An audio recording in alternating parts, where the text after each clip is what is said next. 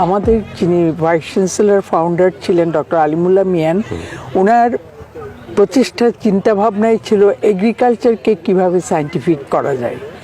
এবং সেই সায়েন্টিফিক করে, যেহেতু আমরা কৃষিভিত্তিক দেশ, সেই সায়েন্টিফিক যদি আমরা করতে পারি তাহলে হয়তো এগ্রিকালচারটা উঠে আসবে।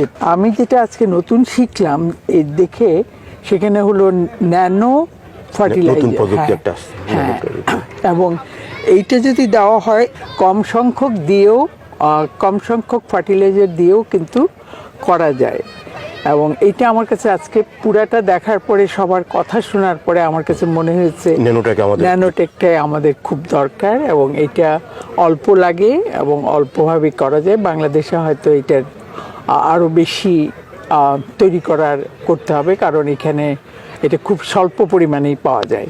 কৃষক ভাইরা, আপনারা দেখছেন কৃষি উন্নয়ন ভিত্তিক অনুষ্ঠান মাটি ও মানুষ।